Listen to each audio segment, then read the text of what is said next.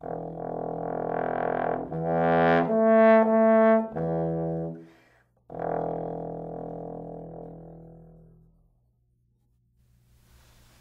the beginning of James Stephenson's Sonata Rhapsody, the Arch, for bass trombone and piano. And I wanted to talk a little bit today about this piece and some of the unique qualities about it. It was written for me by James Stephenson in June of 19, that tells you how old I am, in June of 2010. Actually, that would be really impressive if it had been written in 1910, but it was 2010. And James was able to incorporate elements of the arch in the piece. I had asked him to put something about St. Louis in the piece if he was able to connect it in some way with St. Louis. And I really didn't give him any more instruction than that. And I thought he might include some elements from Scott Joplin's music, who's prominent for having lived in St. Louis during some of the years of his life. I thought maybe he'd put something in there about the St. Louis blues. There were a couple of things I thought he might do, but I really didn't give him any specific instructions at all. So when he sent me the piece, he didn't tell me at first anything about how it had relationship to the arch. And I listened to it, and I liked it. And he told me, you know, spend a couple days looking at it, playing through it, and then I'll tell you the secret to this piece. So I couldn't stand it. After about 3 days, I sent him an email and said, okay, what's up with this piece? And then he told me all about the relationships and the various connections between St. Louis Arch, the monument that was put up there by Eero Saarinen, and the piece that he'd written for me. And the first thing to mention is Eero Saarinen, who's the designer of the arch, because the first bar, that what I just played for you, which is the opening phrase, starts on a pedal E and goes up to the A at the top of the staff and back down to a pedal E. And it's the letters from Eero Saarinen's name, E-E-A-A-E. And the vowels displaced by the octaves the way they are. If you put that on a music staff and put a slur over it, it actually looks physically like an arch, which you wouldn't know from listening, but as soon as you see the music, you get the connection. So it starts right in the very first bar with the connection between Eero Saarinen and the designer of the arch, and the rest of the piece continues along the same lines. It is 630 bars, and the arch happens to be 630 feet from one bass to the other. There's also a moment when you get into the middle of the piece, the very exact middle, the high point is the highest music, the high B flat that the part has in the middle of the piece is the high point of the piece, and from there it retraces itself back down, ends on the pedal E that it started with. So I'll play a little bit of the cadenza that starts the piece and ends the piece.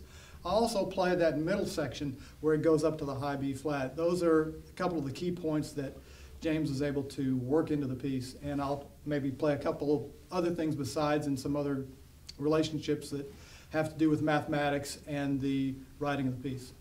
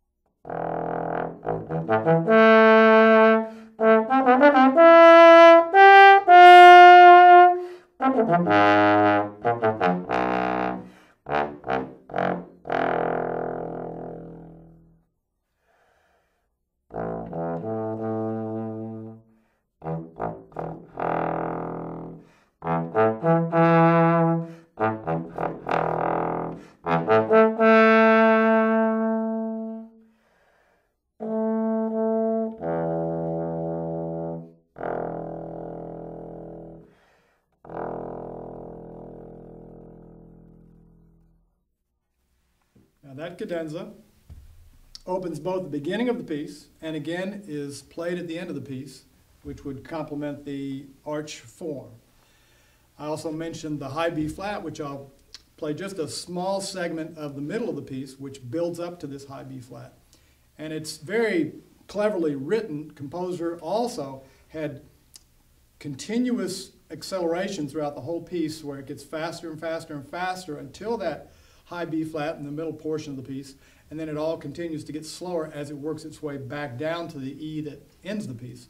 So the whole tempo, the whole range, the whole structure is starting from this pedal E, going to the high B flat, and ending back where it started on the pedal E. So it's very clever. And even if you don't know any of this, it's hopefully an interesting piece to listen to. But when I found this information out, I was really impressed that someone was able to write a musical piece that had all these connections that were so clever, and that really it didn't affect anything musically. It was just interesting information. Now, once you find these things out, it really does add to your appreciation.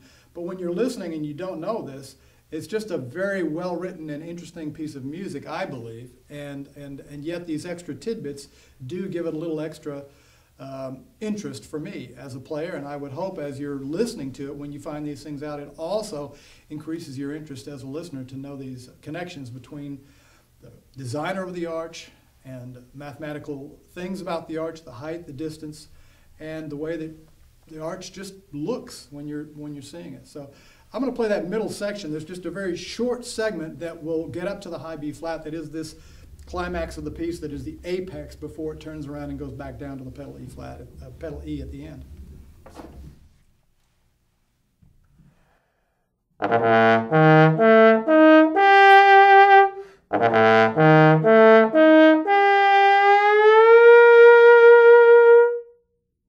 Now again, that's a very short segment, but it does wonderfully illustrate the height of the arch. We're at the very top of this musical phrase, the very top of the piece. That's the height of the arch. And then it all retraces itself back to the beginning. A couple of other interesting facts about it. The piece starts with a 5/4 measure, and the width of the bass is also 54 feet. So that's another little mathematical connection between the way the composer wrote this piece and fact about the arch. The height at the very top of the arch, where it starts at 54 feet, at the very top, it's only 17 feet. So the climactic phrase in this piece, where I just landed on that high B flat, just happens to be a 17-bar measure. Now, I'm not sure how he manages to make a 17-bar measure, but he's doing it intentionally because of those mathematical connections between the 17 feet at the top of the arch and, of course, the 54 feet at the base. He's taken all this information and weaved it into the piece, and I think that's very clever. Now, you probably would sit and listen to the piece and have no idea of this and either love it or hate it and not really be influenced by this information. It's just a nice piece to listen to, and hopefully you enjoy it.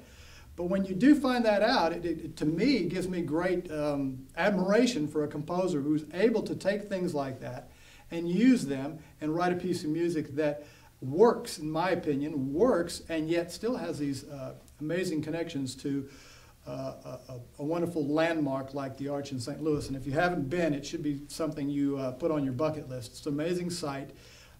Pictures cannot do it justice. It's like seeing the Statue of Liberty or the Washington Monument. If you're anywhere near the Midwest, you should come by and see the Arch. It's a tremendous thing to see. And if you're close enough to the Arch, you should definitely go a few blocks further away and visit. There's a small brewery in this town that will take you on a tour. It's called Budweiser, Anheuser-Busch. And that's another thing that is really fun to do. You should check that out as well. St. Louis is a really interesting place, and there's a lot of fun things to do while you're here. Let me play a little bit more from this piece, and then I'll finish up for this little segment, and I hope you catch some of my other YouTube videos and that you enjoyed what you heard today. We'll see you soon.